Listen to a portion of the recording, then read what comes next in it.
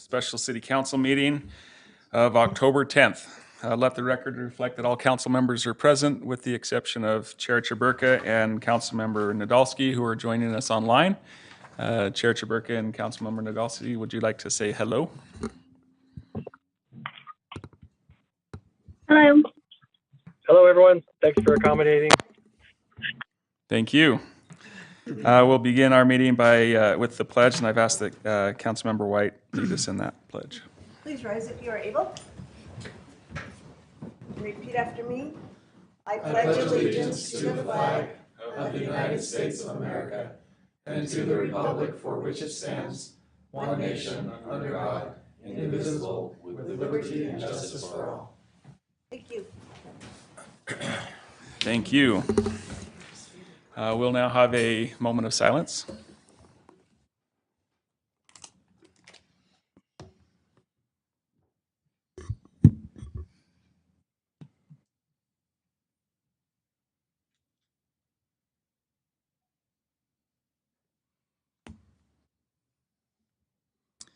Thank you. Are there any acknowledgements from the council? To Richie, I was hoping that I could do an acknowledgement. Yes, please. I'd like to just recognize the fact that yesterday was Columbus Day, or Indigenous Peoples Day, as some people celebrate it here in Utah and across the nation. And I've been wanting for a while to think about how we might, as a council, do a land acknowledgement, and I haven't worked through exactly how we would do that, but I thought tonight what I would do instead is maybe recite Weber State University's land acknowledgement, because I think it represents how I'm wanting to acknowledge things today. So if you don't mind, I'll just take a moment to read this, and it's from Weber State University. Weber State University was built on land that has been cared for by the Fremont, Goshute, Paiute, Ute, and Shoshone peoples. As guests on their land, we would like to acknowledge them and their livelihoods for their past and current contributions in caring for the earth. The land we are meeting on today has long served as a site of gathering and exchange for Native and Indigenous peoples, which in the state of Utah includes 8 federally recognized sovereign tribes. It is they who have provided the landscapes and spaces for us to continue communing. It is important to recognize tribal sovereignty when we acknowledge the land. Tribal sovereignty is the right for American Indians and Alaskan Natives to govern themselves, a right the United States Constitution recognizes.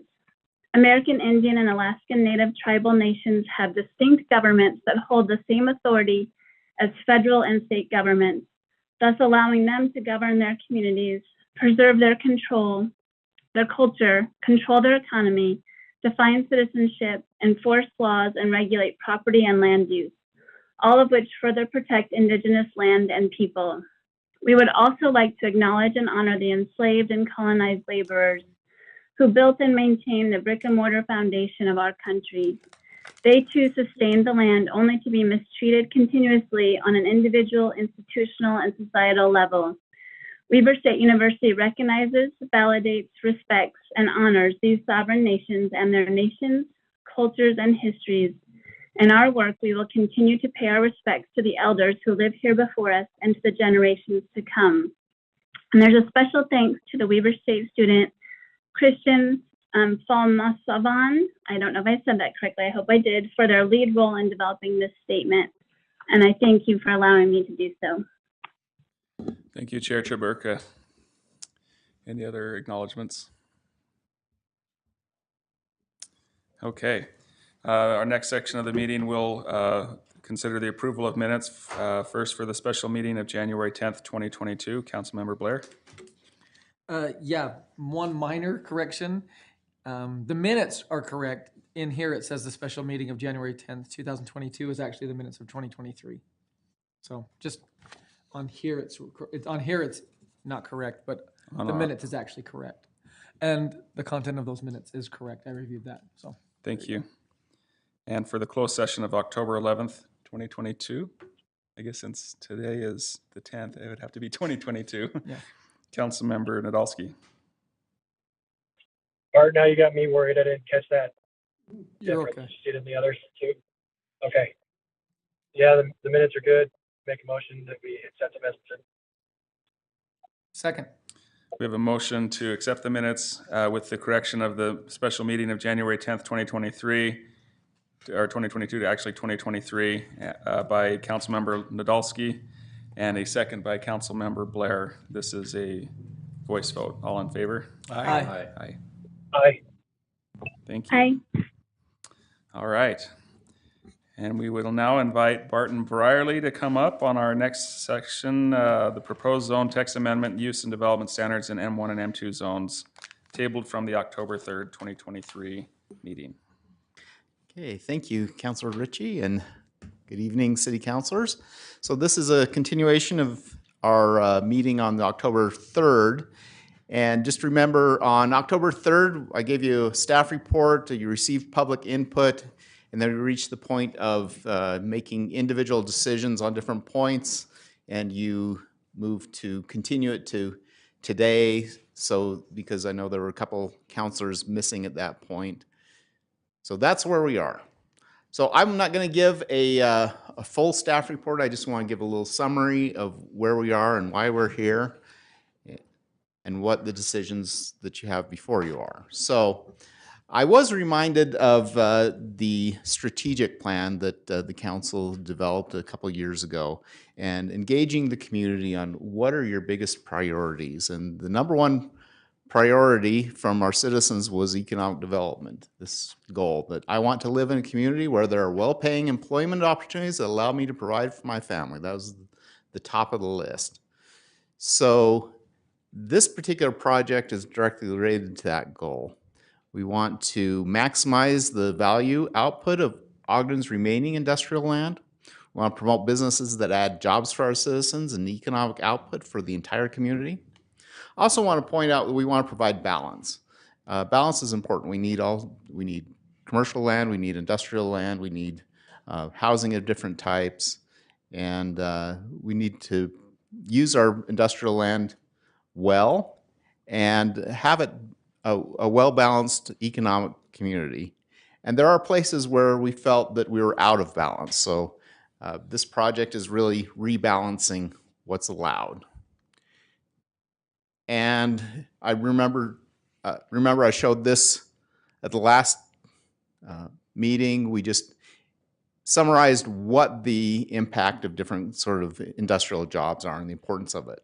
If you look at the red is sort of the direct outputs, and then the gray is the indirect or induced output. So if you do an industrial job, you'll get other jobs in other sectors. You'll get jobs for, you're going to eat at a restaurant, you're going to stay at a motel, you're going to build a house, your kids are going to go to school. And so all those other jobs come out of one industrial job.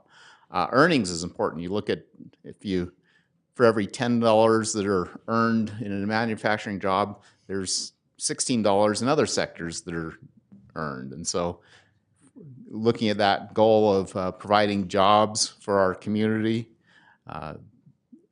it shouldn't be a surprise that we're really interested in and promoting those sort of sectors that provide these great spin-off benefits. And we've talked about, eliminating or modifying some of the uses that are allowed in the M1 and M2 zones. We haven't really talked about what is allowed, and we kind of forgot that part of the discussion. So I wanted to bring this up. This is a list of the things that are allowed in our industrial zones. And there are lots of possibilities of what can do. And just over the last couple of weeks, I've gotten several calls. One gentleman has a construction business, and he wanted to have a shop and a place to store his equipment. That's permitted. Had another gentleman call me, say, hey, I want to do some warehousing for some businesses and help store and ship their equipment. That's a permitted use. I had a gentleman say, hey, we want to do some manufacturing. We want to build some product for other customers. That's permitted use. Another one wanted to assemble some parts for different businesses. That's a permitted use. So there's a lot more yeses on the list than the nos. In looking at rebalancing this, there were some uses that we're proposing tonight to either limit or no longer permit new ones, just as part of this rebalancing. And so why would we want to rebalance? The particular uses we looked at, there's some that have a lot of employment. There are some that have very little employment, things like junk and salvage yards and personal storage, very little employment. We look at wages. Obviously the manufacturing jobs have much higher average annual wages than other ones. And if we look again back at the strategic direction, where I want to live in a community where there are well-paying employment opportunities that allow me to provide for my family, it shouldn't be surprising, I hope, that we're trying to rebalance this to promote those sort of industries that provide more employment and well-paying jobs. So looking at this list, things like towing an impound lot, taking up 2 acres with vehicles that are stored that have been impounded. What kinds of jobs does that provide? What kind of benefits to the community? It does provide benefits, but is it as much as the other kinds of jobs? Junk or salvage yard. Again, it does provide jobs. It does provide some economic inputs, but is that really achieving our goal? Personal storage, again, very low employment, so it's proposing to limit those things. Having those athletic facilities in the manufacturing zone, less input. So that's the reason why we're proposing these changes. And really, if we look at, so what happens if we lose a personal storage project to another community? They will have, in this area, there'll be opportunities for personal storage. Acknowledge that this limits the uses that a property owner can put to their property. They still have a lot of opportunities. If a junk and salvage yard needs to go to another community, and we get a use that provides more employment, we feel like that would be a good outcome. Remember that the Planning Commission looked at this, and the Planning Commission spent a lot of time looking at these things and studying them, and they do recommend that you adopt the proposed amendments. So looking through the process, we wanted to get to the individual decisions on these particular points of the council kind of wanted to vote individually on. We divided it into, there's 3 ordinances and 5 different topics. The reason we weren't able to divide them in 5 different ordinances is these first 3 are all amending the same table. So we kind of need to take these as one ordinance. But you can do individual motions. If you like all 3, then you can just do a motion to adopt the ordinance 2023-55. If there's one of those 3 that bothers you, you could make a motion to amend ordinance 2023-55 to modify that one and vote on the rest. So that first decision, it would be, the junk or salvage yards, as we mentioned. That's, we feel that's a use where we need some rebalancing. We have a lot in our community, and it's a use that just has relatively low employment, and the benefits aren't as great as for other uses. So if you'd like to accept the Planning Commission's proposal to no longer allow them, you can move to accept that proposal, or you can simply just take no action and then just adopt the whole ordinance 23-55 without the amendment. Or if you choose to, if you want to continue to allow them, then there's language there that you could amend the ordinance. So I'll pause there. Thank you, Barton. Any questions or discussion with the council? No, this is one I think we've all wrestled a lot with, right?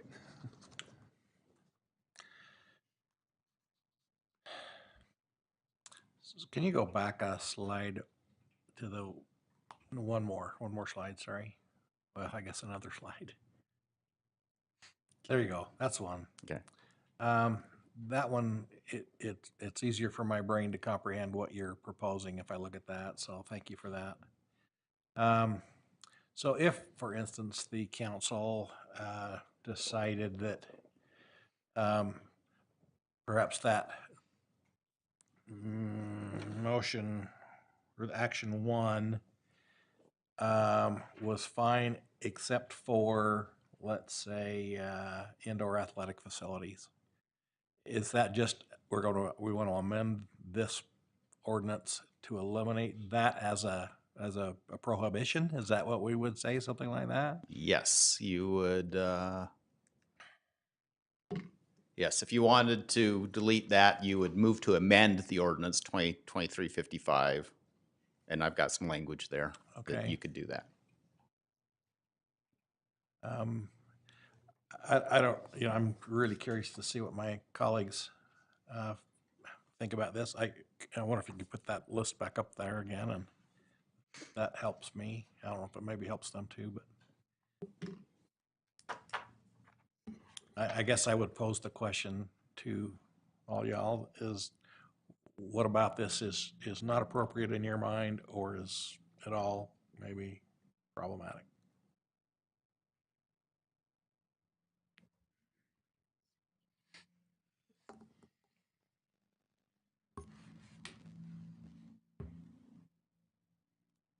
I'm okay with not have, with removing the indoor athletic facilities from that list.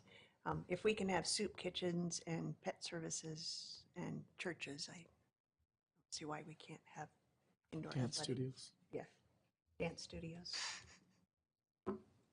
There's also another item, this personal storage, and you're recommending to limit that. I could maybe get on board with that as long as if we didn't limit it as much as you've requested. I think there is a place for personal storage, and maybe even on the ground floor. I do kind of think that the trend is to go vertical, and that does help us with our land use.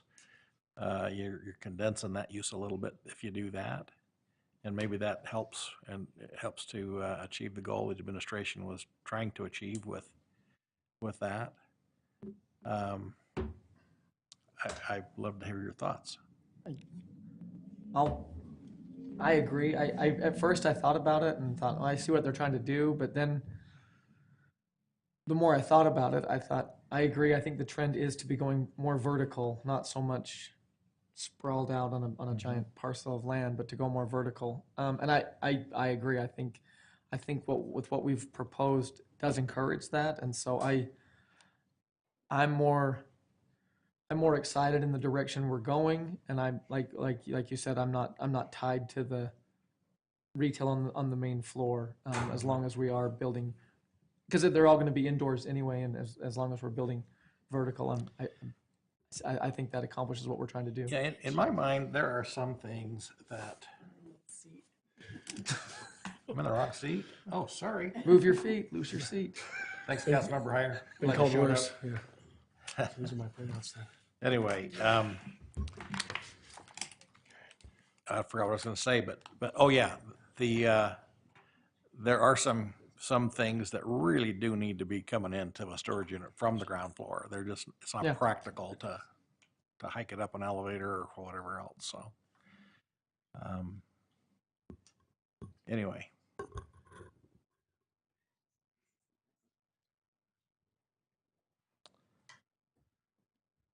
I think Go ahead, Angela. Sorry.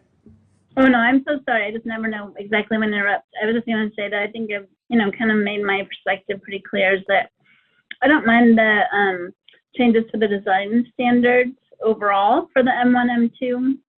I just have a hard time right now agreeing to all these changes across all of the area of the map of the M1, M2.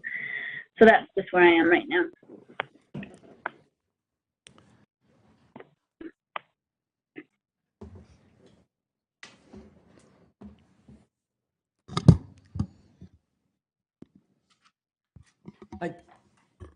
Councilmember Heyer, I will just piggyback on what I said earlier too. I do think you mentioned earlier that, or in the last meeting, that there were, you'd talked to some people or constituents that had properties and were looking to do this in the future. And I do believe I believe this still gives them that opportunity.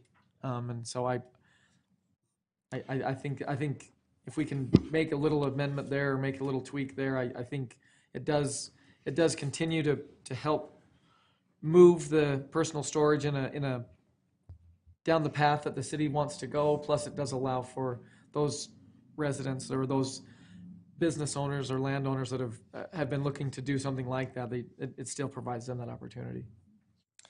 Okay, that leaves me with the question then, if we want to change what that limit is that just also something we're going to include in the motion? To just say we don't want to exclude storage on the ground floor?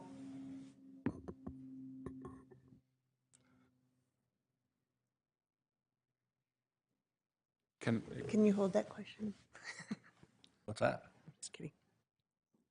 Glenn, is that something, Yeah, so that specific language is in the note number 5 that's in just underneath that table. And it says, within note number 5, personal storage units may be allowed on upper floors of where the ground floor has a different permitted or conditional use. So maybe Barton can make sure I'm not missing something else, but I believe that's the reference to that. So. Yes, it is. And, you could propose an amendment that would say perhaps that if 50% of the ground area I see what had you're to be a different use or something like that.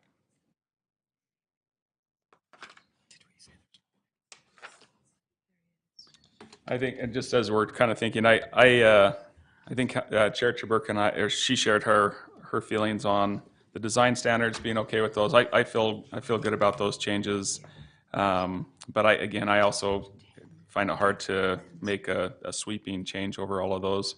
I understand, and what I wrestle with is I understand the idea of trying to move to the highest and best use. I just feel like if the market forces are there that we've been told are there, then that would happen naturally. And I'm not seeing how it would be necessary to limit it from a legislative standpoint. That's where my hang up is, really.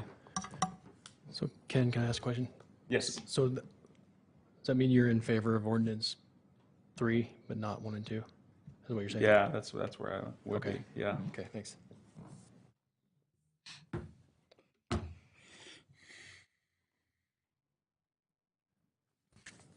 So my worry was for the junk and salvage yards, the rebuildable car lots, and recycling and collection centers. I do worry that we don't have a more surgical option that would provide buffers for our open space and rivers. So if we reject the proposed ordinance, then we allow for it to happen anywhere.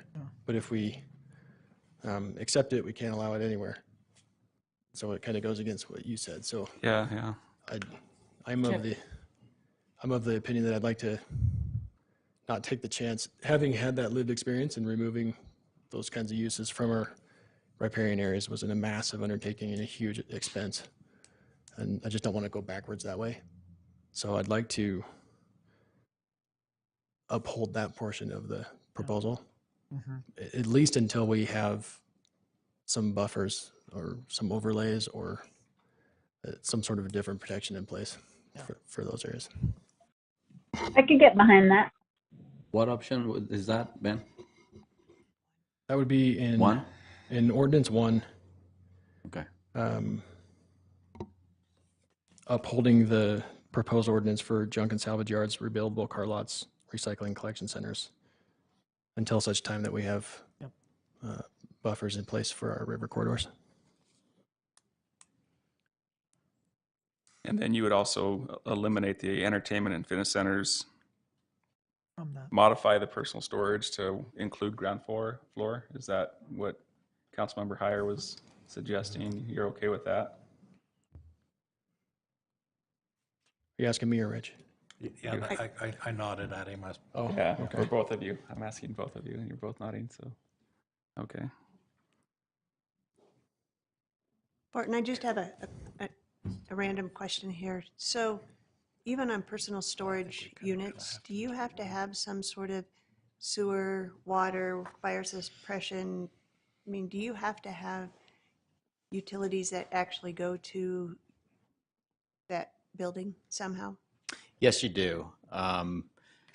You can, if you're in an area that doesn't have sewer, you may be able to get away with a septic if you don't have high groundwater.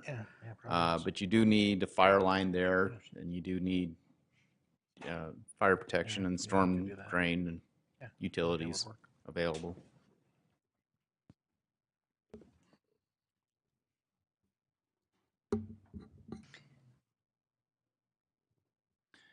Councilmember Lopez, did you have any other thoughts or? Okay. Can I ask another question? Yeah, absolutely. So- Councilmember White. So as we, in order to do this and move forward, I would assume that as we look at the general plan, which will take a while to get done, will some of this come up in a general plan or a zoning and changing? I mean, where will this come up again at? Yes, it will come up in the general plan. Because we will look at things like environmental sustainability and protection of our natural resources. So things like and Councilmember Nadolski economic was saying, development and yeah. all those things, yes. I think during a general plan update, everything is on the table. Everything maybe won't be drilled down on, but certainly things like this could be. And, there's a lot of stakeholders at the table when you do a general plan update. Lots of public input, and I think that's what comforts me a little bit.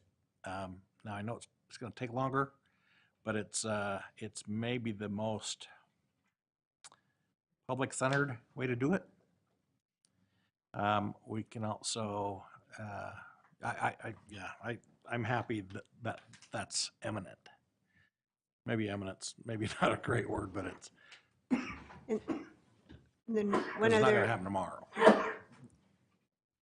one other quick question. So the design standards, are we still set on 3 out of 12 or 3 out of whatever? What are we? Can you go to that again? Yeah, 11?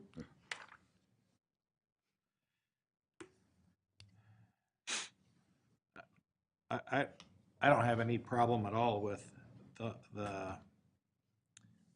2023-57, which is the design standards. Okay. I think that looks pretty good to me, and so I wouldn't propose any changes to that one. I don't know if anybody else would or not. No, and I think correct me if I'm wrong, but that is included in 2023-56, right? Those design standards? Or no? Or those are totally separate? Those are separate. Those are Yeah, separated. Okay, yeah, so it's the other. And just for the sake of saying it again, it's not changing anything, or we're not Yeah. requiring anyone that currently owns a business to change their Right. design standards or height limit or anything like that. Is that? that's correct. Okay. Or the ability to run a junk and salvage yard if they're If already, they're already there. If they're already doing it. if they're already doing that, yes. It does affect their ability to expand Or or, that kind of thing. Adult But entertainment that's center. it. Adult theater. I just wanted to make sure we were all on the same page. Okay.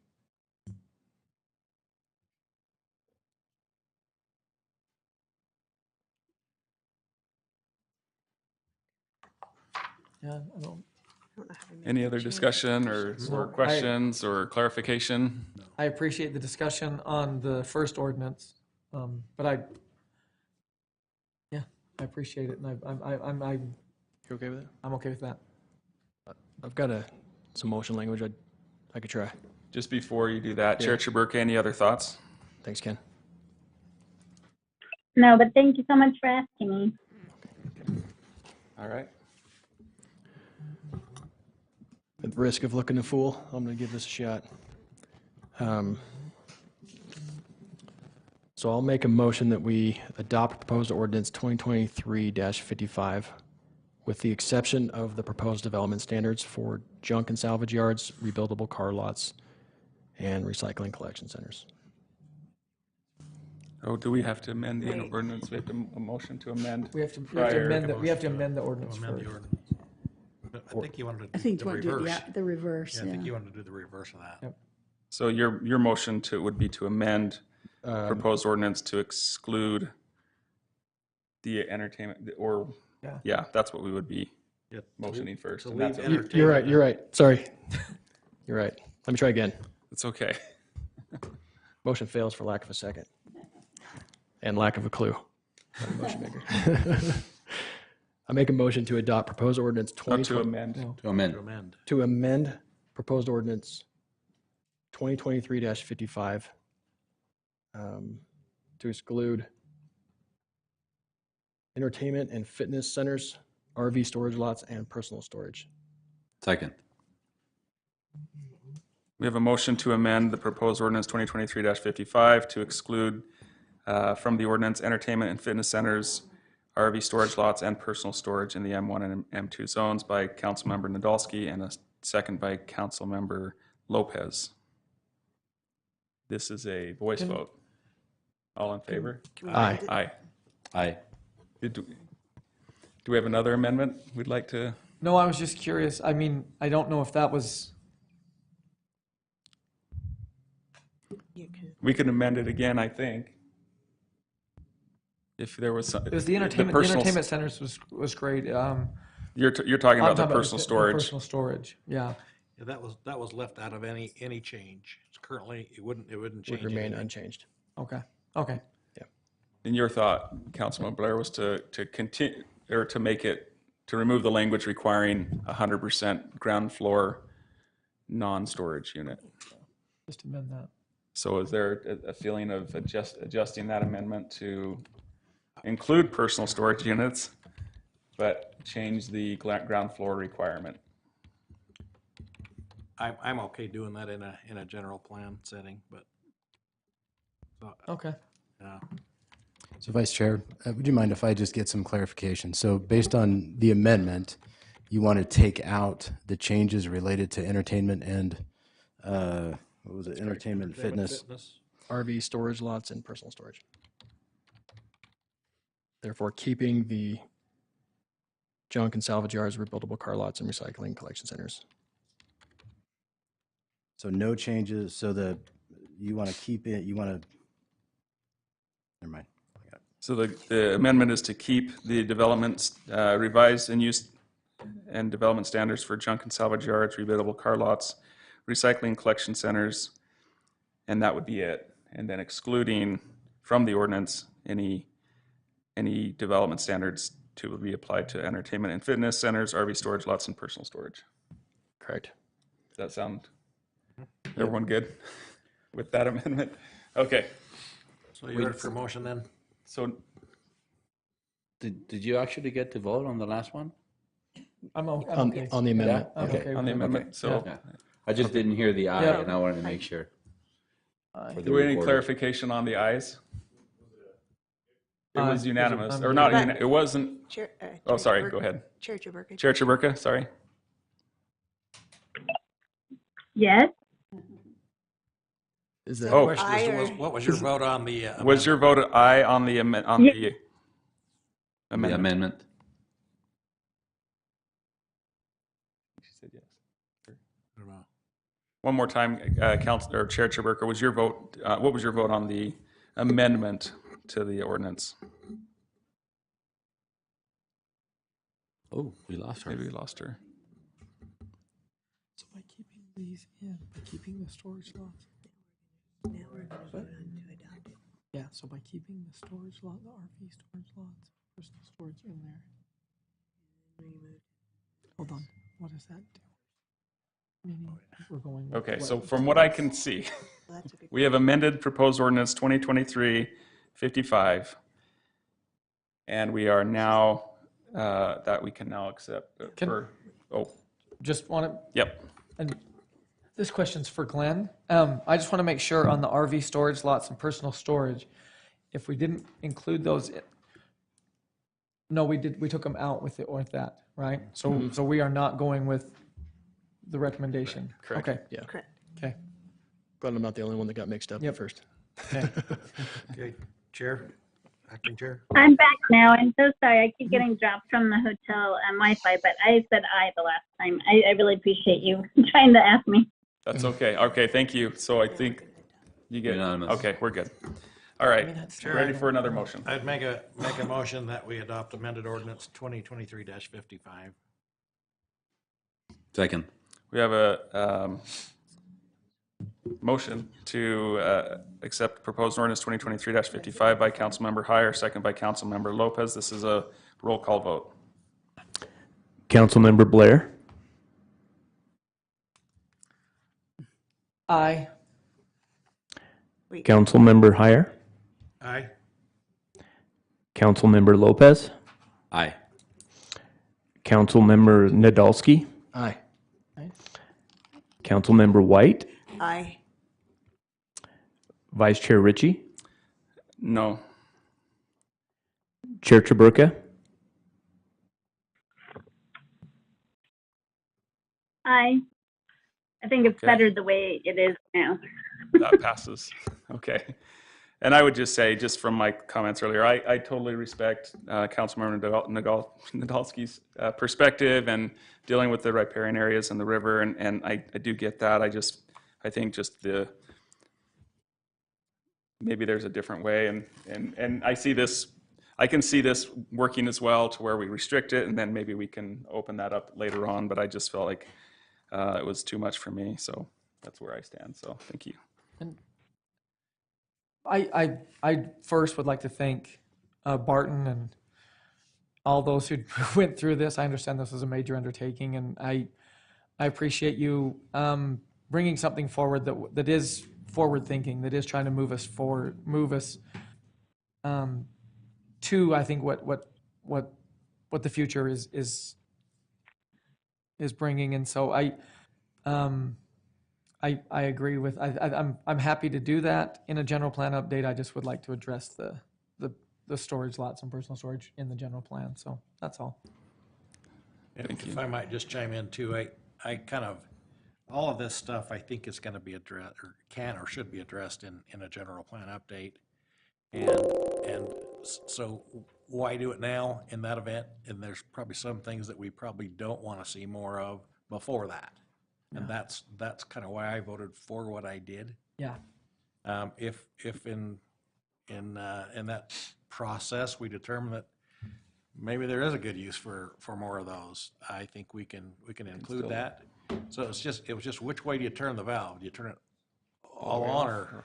Yeah. Yeah, and so that's, like I said last week, I really am a capitalist at heart, and I think people ought to be able to do what they want with their land for the most part, you know, without hampering other people's quality of life and value. And so that's why I voted the way I did on this motion. So I'm eager to see what happens on the next two. Yeah. So Stay tuned. We have two more to look at here. So Can I Go ahead. make a Yeah. comment? I totally understand where you're coming from. I actually feel the same way completely. I'm really across the board pretty uncomfortable with the proposal. Part of me wondered if we should just make a motion not to accept any of it, but I wanted to, I just had that concern for the rivers in the river, particular. yeah. But I do want to see us be a lot more surgical. It was either an all out or all in, you know? There just wasn't a great place on either of those options, so. Yeah. No, absolutely. Anybody else? Chair Chaburka, any comments?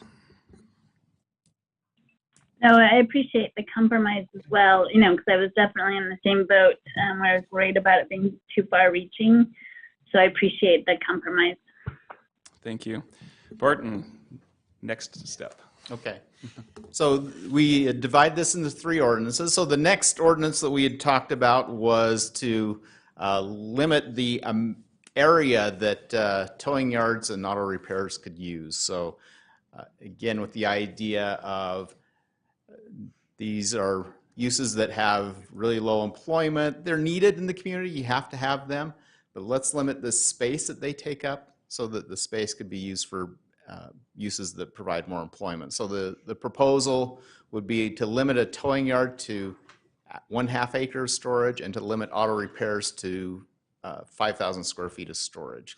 Knowing that any auto repair is going to have some vehicles there, but they don't need acres of vehicles. I have my little devious mind kind of kicked in just now, and I wondered if I was a towing operator, and I'm towing more cars than will fit in 5,000 square feet. So I just open up another business, a DBA, and just put a fence down and have another 5,000 square feet. And when I fill that up, I just, what prohibits somebody from doing that? They would have to have a separate business license, but you're right, that is a loophole or a way that a business could do that.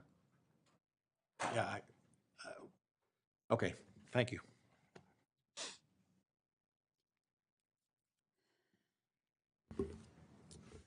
Okay. So this one is, Sorry, go ahead. I'm actually okay with this. Councilman, did you say 5,000 square feet for the towing company? For the tow yard, the impound lot. Half an acre. It'd be a 1/2 acre for an impound lot. 1/2 acre. 5,000 square feet for a auto repair Oh, business. Correct. okay. So Oh, just okay, want- all right. Sounds I'm better? corrected. Yep, I'm corrected. Okay. Yep. So we're not limiting the new business, we're just limiting the size of it. Yes. Okay. Just Do you make want to it- limit the new business? No, I'm repeating what he's saying, just to try to be clear. So if you're repairing more than 5,000 square feet of cars, then you get the DBA. Yeah. That's your. Okay. Okay, any discussion from the council on this or questions for Barton?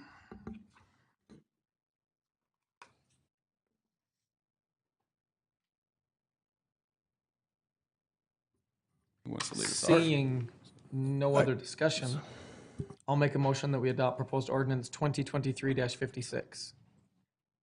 Second, We have a motion to adopt proposed ordinance 2023-56 by Councilmember Blair and a second by Councilmember White. This is a roll call vote. Councilmember Heyer, Aye. Councilmember Lopez, Aye. Councilmember Nadolski,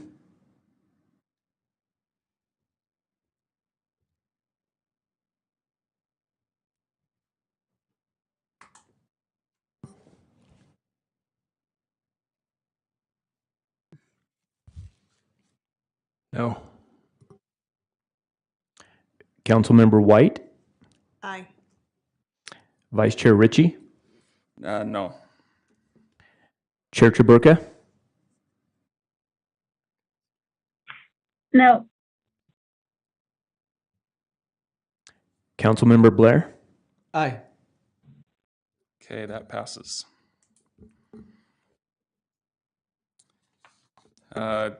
And I would just say my vote's consistent with my previous answer on the other ordinance.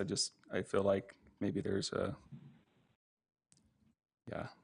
different way to approach this without limiting the property owner on his property. Agreed. Okay. Chair Chaburka, care to comment? yeah, pretty much the same. And not that I don't agree with, like we were saying, thinking about these things with the general plan, et cetera, but that huge long list of all the other things people can do in these zones, I'm just not limiting this particular use for this type of business. Okay. All right, proposed ordinance 2023-57, Barton. Okay, so this one was the design standard ordinance.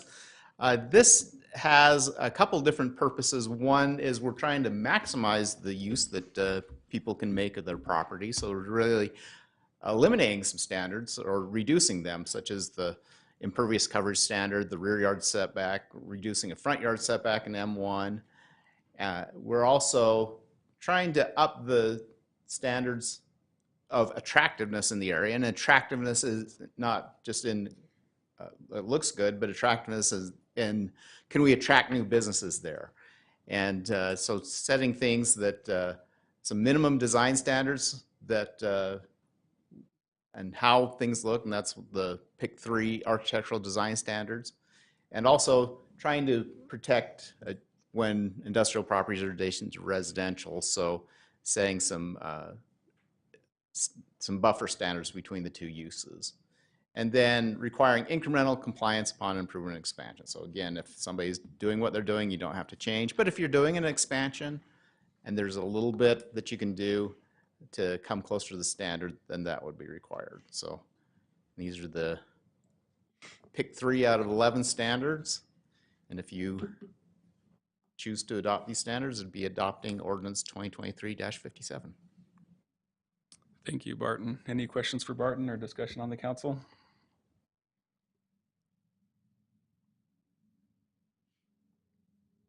I think this could work. It doesn't seem onerous.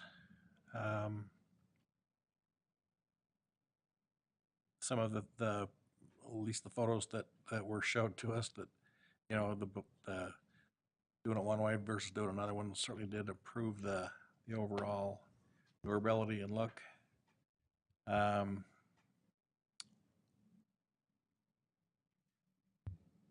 So I don't think that's a bad idea. I still question a little bit how well it will work in practicality.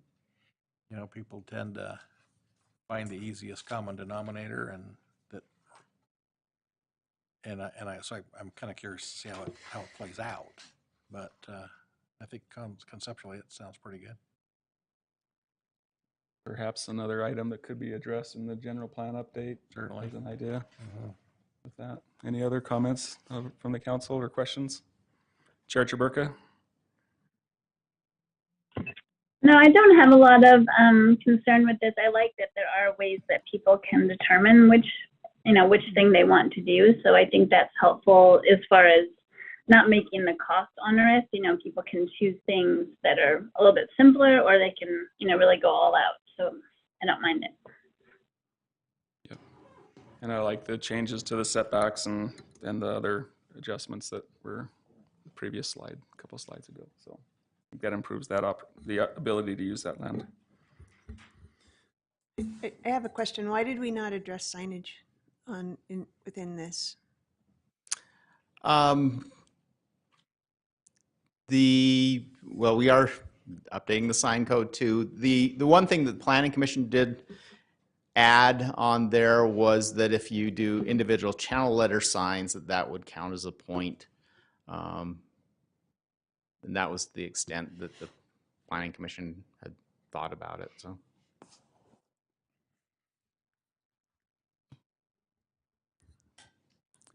And what other way would you, just curious about what your thinking is on? We go to great lengths of, we want it to be muted colors, and yet we can have Any kind of sign? Yeah, the squirrely guy, whatever. Sure. Just wondered. Okay.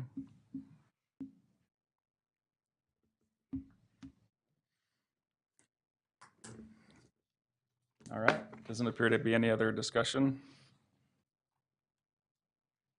So if we want to. Chair, I'd make a motion then that we adopt ordinance 2023-57. Second. We have a motion to adopt ordinance 2023-57 by Councilmember Heyer and a second by Councilmember Blair. This is a roll call vote. Councilmember Lopez, Aye. Councilmember Nadolski, Aye. Councilmember White, Aye. Councilmember Blair, Aye. Councilmember Heyer, Aye. Vice Chair Ritchie, Aye. Chair Chaburka. Aye. And that passes.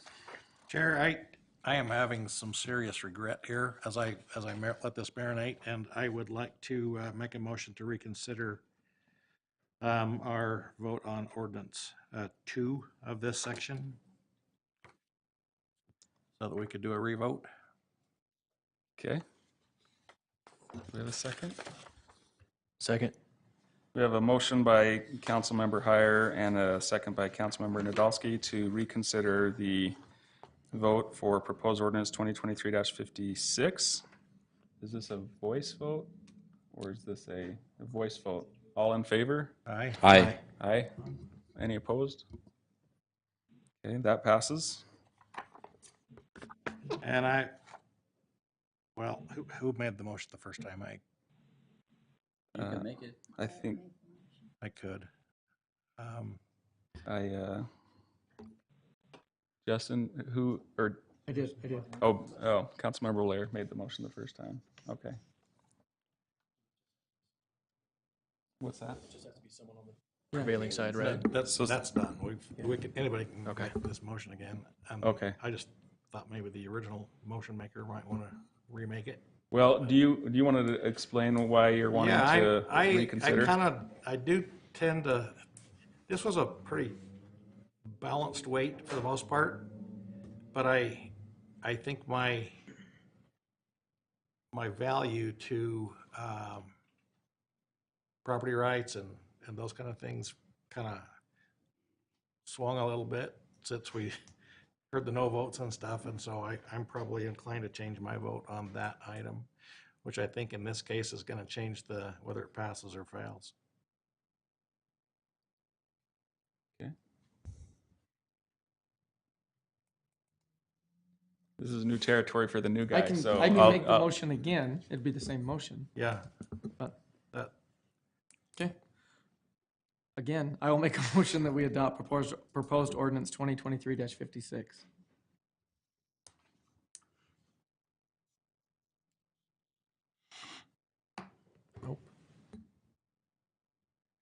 okay. Do we have a second? Nope. Okay, so do we have another motion? okay, Chair, I will make a motion that we not adopt proposed ordinance 2023-56. Second. We have a motion to not adopt proposed ordinance 2023-56 and a second the motion by Councilmember Heyer and a second by Councilmember Nadolski. This is a roll call vote. Can we have some Or- clarifying? So Yes. what's the maximum size that we could have for towing right now? There's no limit. How about auto bodies?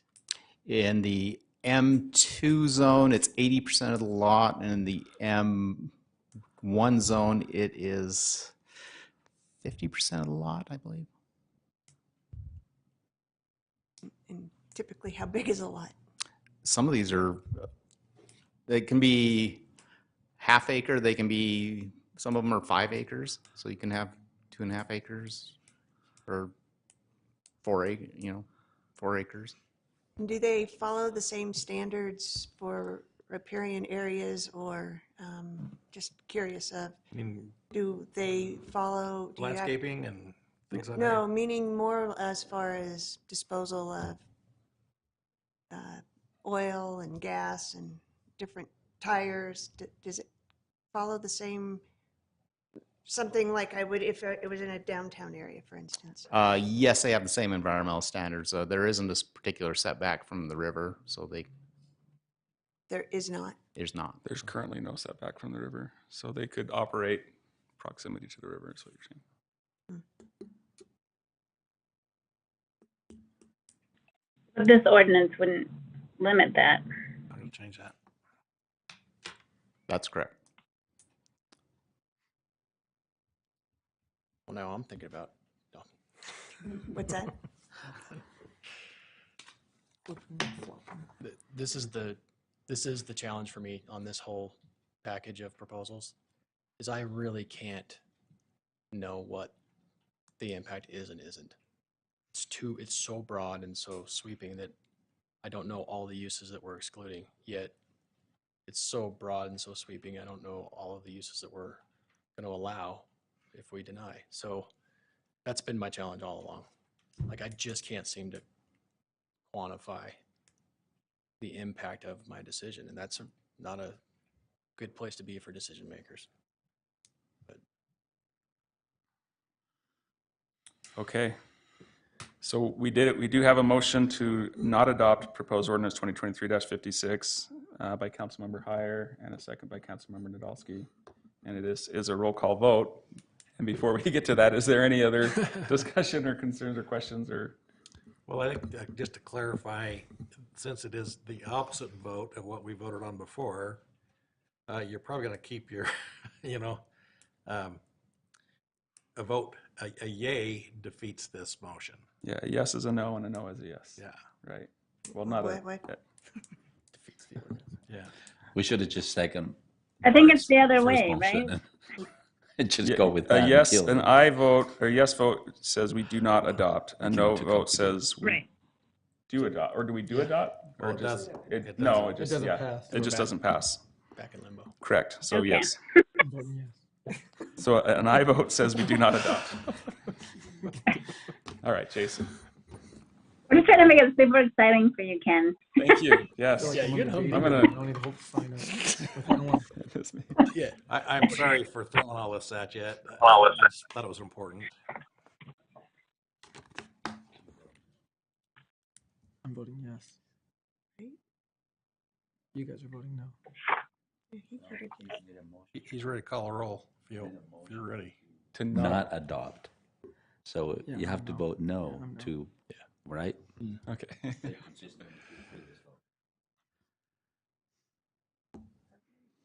No, it's yes. Councilmember Nadolski, Aye. Councilmember White, No. Councilmember Blair, No. Councilmember Heyer, Aye. Councilmember Lopez, No. Vice Chair Ritchie, Aye. Chair Chaburka, Aye. I think Councilmember Heyer was just trying to confuse us. Not really. I'm just I kidding. really am I'm just apologetic. It should be cleaner than this. But So, this has been a kind of a challenge for me the whole time we've had this discussion. And, the little angel on this shoulder versus the angel on that shoulder, the one started slapping me around after I made the voice, hey, you screwed up, buddy. So that's why I really felt like we needed to, in order to be true to. So they were both values. angels? two angels.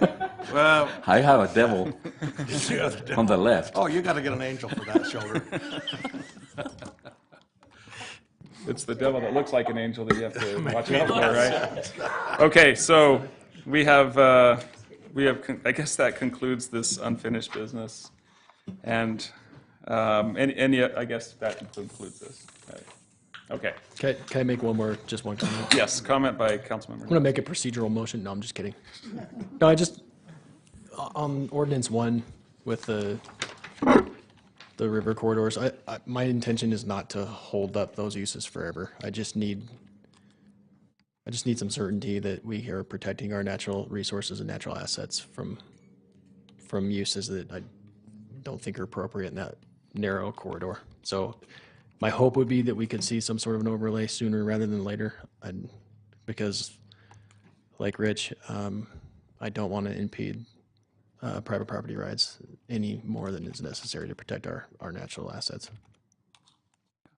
Thanks. Okay, thank you. All right, we are now at a public comment. This is an opportunity for the public to address the council regarding concerns or ideas on any topic. To be considerate of everyone at this meeting, please limit your comments to 3 minutes. Please, when you step to the podium, state your name for the record.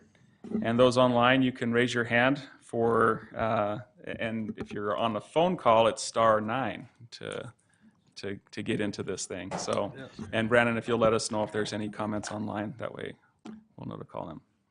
And Councilmember Nadolski, could you run the clock? You got it. I nailed it last time, so. Nailed it last time? Yeah. Good deal. I watched that. Good evening, Council. Stephen Van Wagner. So thankful to be in the chambers this evening and witness government in the process of making good decisions with material that was coming to you fast. I don't know that you got all your answers to the questions that you've been asking over the past couple of weeks as you deliberated on this, and I commend all of you on working together, finding compromise and coming to your decisions you did tonight with a lot of pressure. It was confusing to follow the process as a citizen, watching it in the work sessions and coming here before you. Thankful to Glenn and Barton for making those processes much clearer so that you can all have the wisdom to make those decisions that you did tonight. And so thankful to all of you, and just want to say thank you. Have a good night. Thank you. Thank you.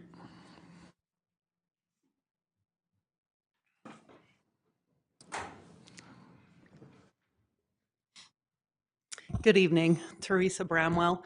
I just came from the Weber County meeting. They're discussing the new public safety building, and I got up and spoke and told them that I was Weber County's largest crime victim and anything that could happen to fix that. And there's a large bond. It's going to cost homeowners $4.50 a month and businesses $8.50 a month. But what they're building down there by the jail is some mental health and some, I guess, something to reduce recidivism in the population, because 70% of the population of the jail is either mentally ill or on drugs. That was the statistic that they threw out today. So I wanted to go and speak there to let them know that I am tired of being a crime victim, and I hope that their large amount of money that they're going to spend is going to fix it. And I wanted to come here today because I haven't been here since the primary, and I wanted to thank everybody that's running for offices in Ogden. We need good people, and I appreciate that there's good people that are putting themselves out there and helping us. So I appreciate you. And thank you. Thank you. Did you, just real quick, did I hear you say 70%? I believe it was 69, but then they kind of rounded it up to 70. Yes. Wow. Okay. Anybody else in the chambers? Me. Thank you. Well, Laura Lewis, Ogden Thank you. resident. I don't like this. I still go back to the same idea. I don't think we should control how people use their property. I believe we protect the environment, but I don't believe manufacturing facilities are really any cleaner than a lot of storage units or things like that. So I think you got to look at a bigger picture. I know you're following the development plan for the city, but there's also people here in the city that you need to take into consideration too, the public. And I agree with Councilman Ritchie's point that if there wasn't a demand, they wouldn't be there. So, and then one other thing that came to light this week, we've learned that Mark Johnson has been hired back as a consultant at a very significant salary. Were you aware of that, and did you vote on that? And how did this happen? That's all I have. Thank you. Any other comments in the chambers? Doesn't appear to have any. We don't appear to have any comments online, and we do have somebody in the chamber who's moving up. So, come on up. Come on down. I don't really have that much to write about today. Okay. But I agree with Ben. Please state your name, please. It's Teresa Holmes. I always forget to do that. Ogden resident. I agree with Ben on leaving spots for wildlife along the river. There's beaver. There's all kinds of raccoons, which are my buddies, and birds. You know, I mean, you can't. They'll be in people's backyards if you don't leave them spaces. And I really like wildlife. If anybody was a neighbor of mine, they would want to move. Anyhow, what I'm up here for is I would love to see the museums get accreditation. Now that the station has a building, they have the land, they have the collections, we can put in for museum accreditation. We couldn't all these years because we didn't have the land that the collections were in. You know, there's a lot to it. I mean, you just can't do it. It might take a year putting in applications, but I mean, we could get huge grants if we got that. And for years, they kept saying, oh, we can't get the large grants because we don't have museum accreditation. Well, we do have a chance to get it now if we want to go for it. That's all I got to say is let's save the museums and our collections. Don't put them in the hands of the developers and give them the keys to all our guns and stuff. I mean, I'm a paranoid person, I guess. But there's just millions there. It's Ogden's gold. We should keep them for us, you know. One more thing. There's one thing I'm worried about is a lot of our collections could end up in Salt Lake at the museums down there. And don't think that they wouldn't get passed around and we may not get them back. So we need to check into that. And I'm all for Union Station museums. I don't give a crap about the one they're going to build, because it won't hold more than 3 cars. It won't hold it won't hold nothing. It won't hold half of what we have. And we have the Utah State Railroad Museum. And so why are we letting Salt Lake City get all our glory? We need to be a little pushier. Thanks. Thank you. I love to push people. Thank you. More people love doing that. We have 2 hands online. We'll go first with a 908 area code.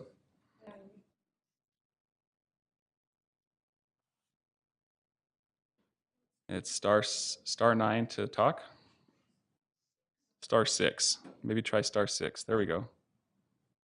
Yeah. Hi. My name is Alex Maurer. Appreciate you guys taking all this into consideration again. I just wanted to, I guess, throw some comments out again about the ordinance 2023-55. Just from what I've gathered, you know, the planning board seems to be concerned about the space that they hit, that the junkyards and salvage yards, rebuildable car lots take up. Some of the board members are concerned about the environmental impacts. Understand both. I guess just a comment regarding with the tow yards and not wanting to restrict them. I guess I'm questioning what the difference is really with the tow yard having a car sitting in a lot versus the salvage yards that Ogden generally has sitting on a lot. It's not like one car doesn't have oil and the other does. You know, they're really kind of doing the same thing.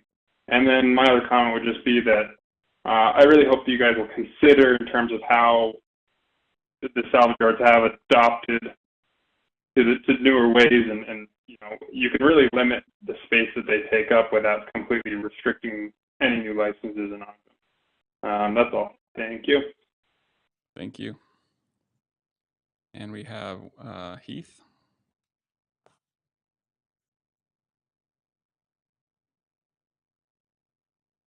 Hi, Heath Sato, Ogden resident. Teresa Bramwell brought up the jail bond thing that they are actually discussing at county tonight. They have a public hearing on that, so that's actually where Angel is tonight. But I just wanted to express support for it and for everybody to consider that it's going to save us money in the long run. Studies have shown that a single murder can cost anywhere from $12 to $20 million to a community. So this bond is to basically a big component of it is reducing recidivism, hardest word ever. And it basically can really help reduce crime in the long run is the hope. And I think it'll more than pay for itself. So I just wanted to lift that up and mention that. Thanks. Thank you. Looks like we have one more person online. Ed McKinney.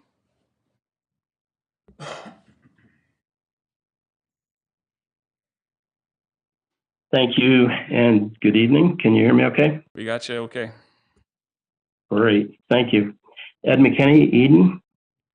Last year, retired school teacher Wendy Marcel was evicted from her hangar at the Ogden airport and given 14 days to get out. A legal challenge ensued due to a mistake made by Ogden City. The judge dismissed the case against Wendy and awarded her $17,000 in attorney's fees. Ogden City continued to pursue Wendy Marcel and the eviction. And when told that should Wendy lose her fight against the city, that she would have to pay Ogden City 3 times the attorney's fees in a loss. As a result, she decided that it would be in her best interest to turn the keys over to her hangar. This was a hangar that she invested in and made improvements that were required by Ogden City. She owned for many, many years. This hangar was part of her planned retirement. It's been over a year and a half since she was awarded those attorney's fees, and yet to this date, she has not received a penny. Instead, and this is really the purpose of my talk, is that this past week, Ogden City and the city attorney, Gary Williams, filed for a summary judgment against Wendy. Why would you do that? You already have her hangar. Why would you ask her to incur more legal fees to defend herself in a summary judgment, which we are completely shocked and bewildered why Ogden City would make such a heartless move. And so my question is, why is this happening? And is this what the city council, is this how the city council wants a retired school counselor treated? And she's been an investor and a stakeholder in our airport. Thank you. Okay, thank you. Any other comments? I think we have one more, maybe.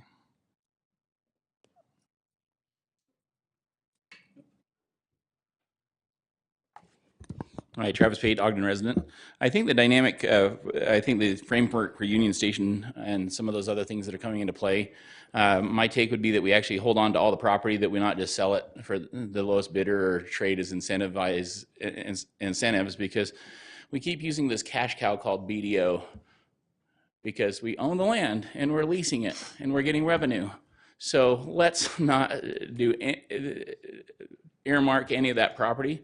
And I think as that framework comes into play, we can say, yeah, we've incentivized all the other individuals. Union Square, phase 2, we just gift $1 million plus of incentives without putting it on the market, without saying, hey, what are your proposals? We say that here's the multiple ways that individuals can come to us. So I think that it still needs to be refined, because we keep incentivizing one, and there's also the aspect what says we can reject or accept any or all proposals, and the other dynamic is that we need to sometimes we just end up with the lowest common denominator, and I think that's we've kind of lost on that. We were promised when Porter Avenue went through the 2300 block to 2400 block that it would match the D School property. And when they tore down the Bertha Eccles Wright house, do we know who that is? Oh yeah, Eccles. But we tore it down. We watched it burn, so to speak, and then instead of thinking, let's see if there's a restoration person that can come in, we just allowed the property owner, through liens or whatever other means, to tear it down. And then, oh, when Ogden City comes up here and says, did you tear down any historic properties? No, we didn't. Our hands are clean.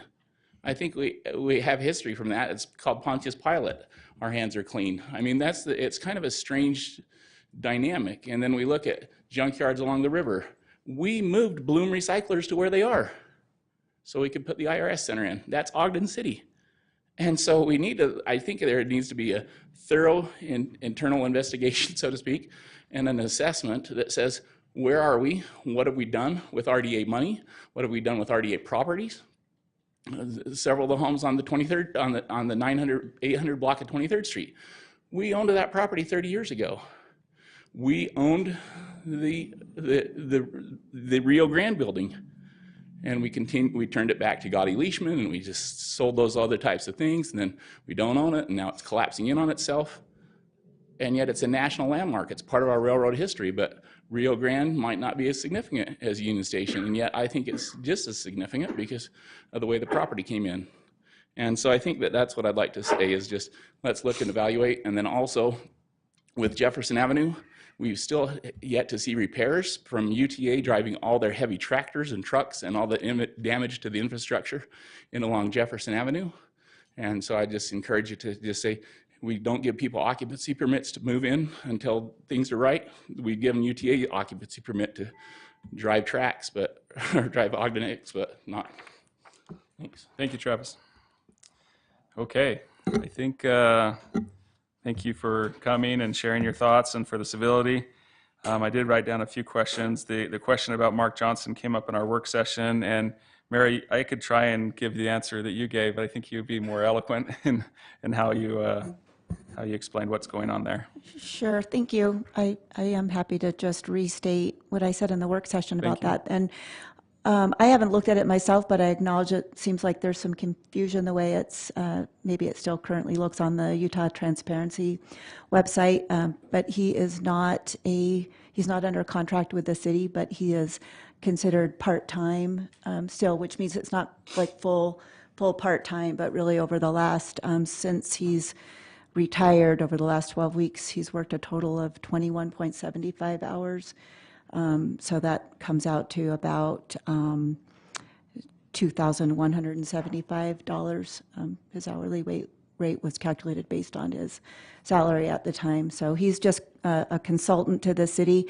And as I said in the work session, it's not uncommon that an individual that's had a lot of work history with the city, where Mark had been here for over 17 years, a lot of institutional knowledge, and if there were, gives us the opportunity to give him a call, have conversations, and answer questions that we might have based on some of the experiences and that he's had in the past. So that's what we're doing, and we've had other employees that have retired, been here 10, 20, 30 years, and we have a similar arrangement with them as well. Okay. So, thank you. Thank you. And can we clarify that the council did not know and that they didn't need our approval to do this? Because she asked that as well. Right, correct. Yeah, this isn't something that was required by council to authorize, or and I think you mentioned there each department has some part-time salary latitude to bring in and hire. So yeah. We do, yeah. There's a part-time budget line item in every department. This one for Mark is actually, found out since your question in work session, is coming out of some part-time funds in the management services budget. And all the departments have them. There's part-time employees to just fill in the gaps. We use them for, in the CED for special events and different kinds of things. There's some part-time employees in the police department. We have several in public work, so it just allows us to fill in some staffing needs apart from the full-time positions that are authorized by the council. Okay, thank you. Thank you. Can I ask another question? Yeah. On that, Mayor, how long do you intend for that arrangement to continue? It's completely discretionary. So if there are questions from time to time, we're available. They're available, but there's no requirement to call. There hasn't been a lot of need for it, but it just gives us the opportunity. So it can end tomorrow, or a question could come up next week that we want to give them a call. So it's just completely discretionary, and it was a choice that the mayor and I made to have him stay on the books as a part-time employee in the event that questions came up, and some have just questions based on his experience and knowledge about projects that he's worked on in the past. So I guess the question that comes to mind is, what's the limit? How far does it go, and for how long, and for how much is spent before it becomes kind of a workaround, an avenue to have FTEs that weren't authorized? Is there any? Well, all I can say is that that's really not the intent. There's just a natural, seems there's a natural dropping off point with any employee that transitions out of the city, where at some point there really just aren't many questions that come up after a period of time. So I just anticipate that it would be similar to how other retiring employees would. Sometimes we just don't, the questions just wane in the future. But I really don't, I don't have an exact time frame for that. Okay. I don't know anything about accreditation, so I don't know. I'm assuming that we have people that are working on that and understand that better than I do. And with the museums, I think the council has pretty much stated we would support the museum and want to see those artifacts maintained and held on. I can't really speak for everyone, but anyway. Again, the difference between tow yards and salvage yards, I don't know what the answer is. I would think that where the vehicles are worked on maybe depend, in a tow yard, you're working on it in a shop, maybe in a salvage, it's out there in the field, but I don't know. And I don't know if. Can I make a comment too? I think his comment, his question is really appropriate and fair. It's a big reason why I had such a long pause. It's a big reason why this ordinance was such a challenge. So I think he poses a fair question, and as evidenced by changing votes, and it just goes to show how hard this one was for us to grapple with, and how much we've been wrestling with it between meetings too. So. Okay, thank you. I don't know about the airport situation that was brought up. If that's something we just discussed, we can. Yeah. Yeah, typically we don't discuss litigation Right. matters in city council, but those matters are one's on appeal and the other one's on summary judgment motion. Those documents speak for themselves. I don't really want to classify them here, other than to say that those documents would support a much different description about what's going on than what we heard tonight. Thank you. And then as far the Jefferson Avenue, as far as any road repairs or with that, I guess that's something we can take back and look at as well. So any comments from administration? Any additional comments, I should say? Thank you.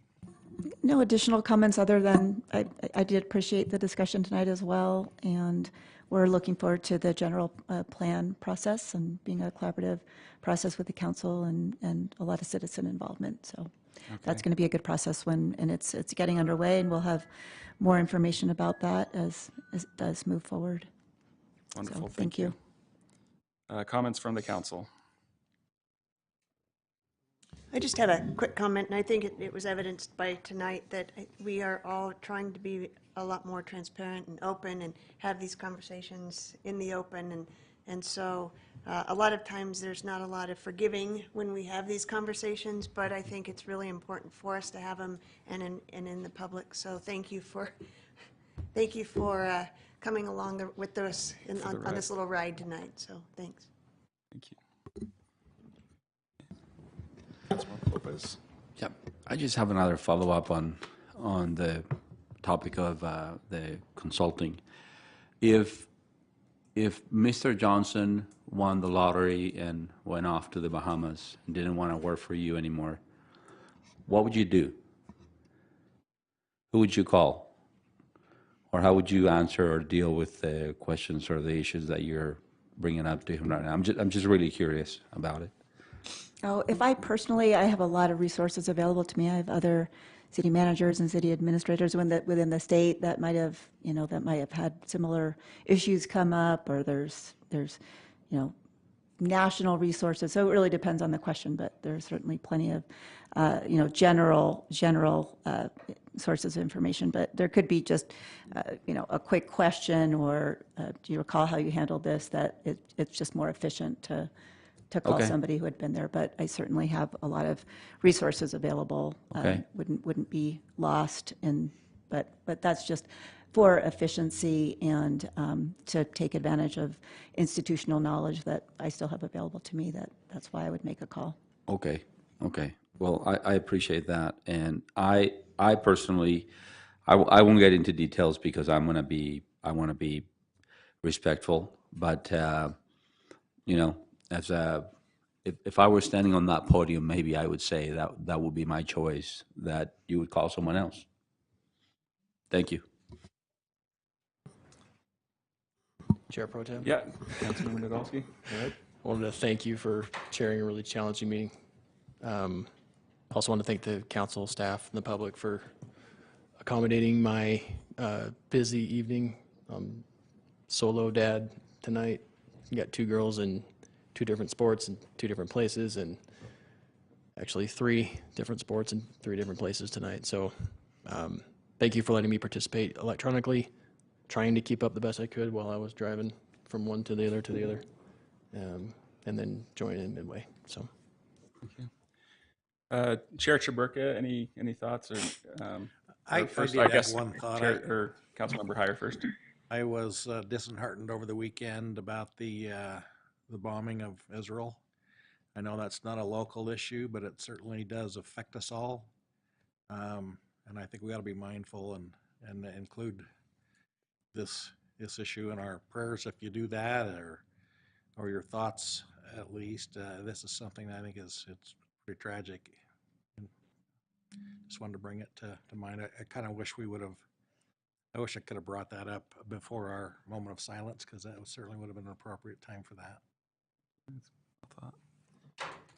Councilmember Blair? No, Chair Chaburka, any thoughts?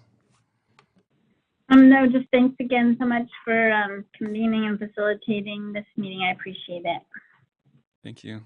And I would just make a comment.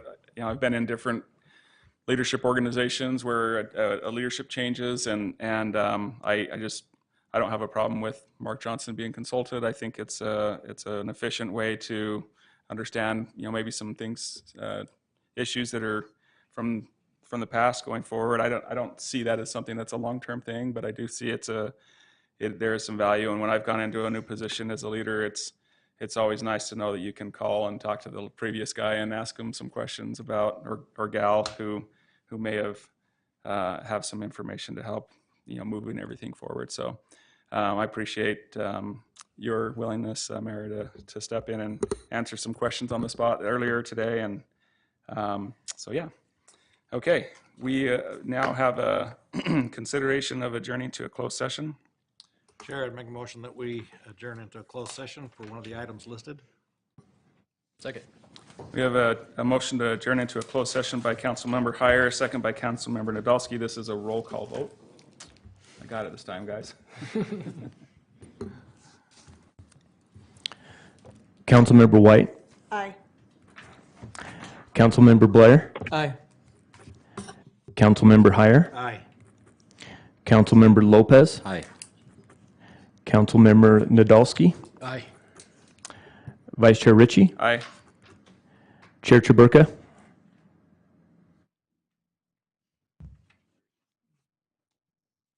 Okay. She may have disconnected. She's been having trouble with her connection at the hotel, but that passes. So this is the last you'll see us tonight. So thank you for coming. Those online will need to disconnect, move into the work session room.